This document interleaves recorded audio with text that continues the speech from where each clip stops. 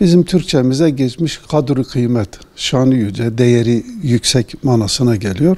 Arapçadan bize geçmiş bir kelime biz de kullanıyoruz. Ama yani geceyle veya Leyletul Kadri dediğimiz zaman değeri, şerefi Allah katında çok yüce, çok mübarek bir gece demektir. Şimdi Cenab-ı Allah Kadir gecesini Hazreti Muhammed sallallahu aleyhi ve sellemin ümmetine bir avantaj ve ikram olarak ihsan buyurmuş. Yani önceki milletlerde olmayan bir şey. Bunun önemi de şuradan geliyor. Yani o normal bir gece ama bazı şeyler içinde önemli olaylar tahakkuk edince, gerçekleşince o tarih ondan dolayı bir önem kazanıyor. Mesela diyelim ki Arafe günü. O gün Arafat'ta hacılar vakfaya durduğu için o günün bir değeri yoksa 365 günden herhangi bir günden birisi. Geceler de öyle. Yani herhangi bir geceden bir gece ama bunun önemi şuradan geliyor. Bismillahirrahmanirrahim. İnna enzelnahu fi leyletil kadr. Muhakkak ki hiç şüphesiz ki biz azimuşşan bu Kur'an-ı Kerim'i kadri yüce değerli bir gecede indirdik.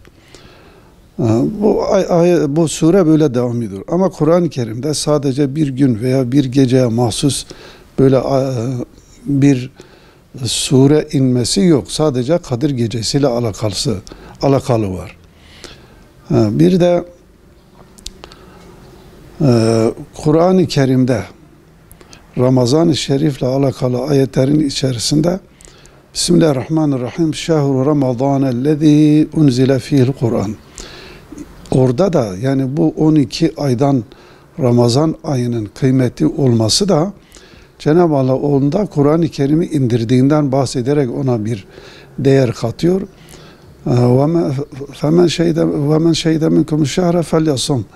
Kim ki o aya ulaşırsa o ayı oruçlu geçirsin. Yani önce ayın değerini Cenab-ı Allah beyan buyuruyor. İşte bu böyle bir aydır. Sizden kim bu aya erişirse o halde orada o ayda oruç tutsun diye bize emrediyor. Şimdi Kadir gecesinde indirdim buyuruyor. Bir de Ramazan ayında indirdim buyuruyor. O zaman bunlar iç içe geçmesi lazım. Yani bunun gerçekleşmesi için Kadir gecesinin Ramazan ayı içerisinde olması lazım. Ve öyledir.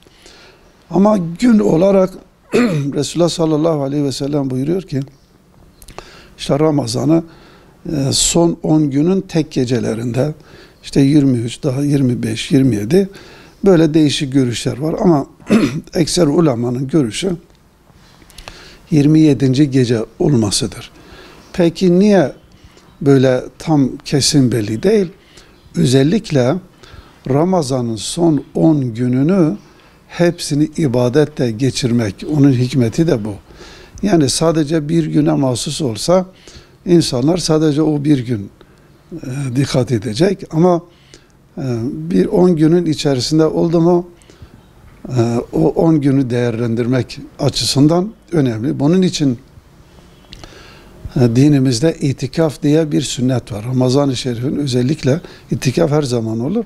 Ama özellikle Ramazan-ı Şerif'in son 10 gününde 10 gün veya bir kısmında itikafta bir camide, bir mescitte bulunmak nedir? Sünnet-i seniyedir. Resulullah sallallahu aleyhi ve sellem bizzat bunu uygulamış.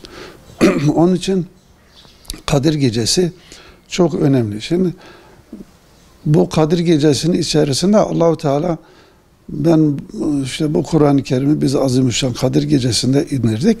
Ve ma adrake ma leyletul kadir. Ama Kadir Gecesi'nin yani değerinin ne olduğunu sen nereden bileceksin? Kim sana söyledi?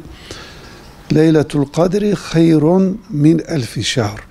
Kur'an-ı Kerim'in bu suresinde bizzat Allahu Teala buyuruyor ki bu Kadir Gecesi 1000 aydan daha hayırlıdır. 1000 ayda 83 yıl yapıyor. Tabi içinde Kadir Gecesi bulunmayan 1000 ay manasına 83 yıl, o da uzun bir, hayli uzun bir ömür. Demek ki Kadir Gecesi değeri bir ömre değecek bir gecedir. Yani bizim için sonsuz bir sermaye, bir avantaj diyelim. Şimdi bizim bu ne zamana kadar? İşte hatta matla'il fecr, fecrin doğuşuna kadar, yani şafak vaktine kadar devam ediyor. Şimdi bizim yani bir gece böyle ne desek Allahu Teala kabul edeceğini düşünelim. İnsan Cenab-ı Allah'tan ne isteyebilir en fazla? Yani en önemli, Ya Rabbi ben günahkarım, beni affet. Değil mi? Resulullah sallallahu aleyhi ve sellemler Hazreti Ayşe annemiz radıyallahu anh'a rivayet ediyor. Diyor ki ben sordum, ey Allah'ın Resulü aleyhissalatü vesselam, ben bilsem ki mesela filan gece Kadir Gecesidir, ben ne yapayım? O da buyuruyor ki şöyle diyecek: Allahümme inneke afuvun tuhibbul afve fa'fu anni. Ya Rabbi sen affedicisin, affı seversin, beni affeyle. Yani bizim ömür boyu dini olarak çalışmamızın neticesinde biz Cenab-ı Allah'tan ne istiyoruz? Bizi cehennem azabından korusun, cennetine de dahil eylesin. Yani bizim bütün istediğimiz bu. Allahu Teala da bu sureyi bize indirmiş. Bunda bu Kadir Gecesi'nin metni de bize beyan buyurmuş. Bizim görevimiz birincisi bu gecede kendimize Cenab-ı Rabbimizden af ve mağfiret dilememizdir. Bu birinci sırada gelir. Ama insanın mesela Cenab-ı Allah nasıl dua edeceğimizi bazı ayetlerde bize örnek olarak hatırlatıyor, öğretiyor. Her gün namazda okuduğumuz bir dua var. Bismillahirrahmanirrahim. Bu aynı zamanda ayet-i kerime. Rabbena atina fid dünya haseneten ve fil ahireti haseneten ve qina azabennar. Ya Rabbi bize dünyada da iyilik ver, ahirette de bize iyilik ver ve bizi cehennem azabının ateşinden de koru diye.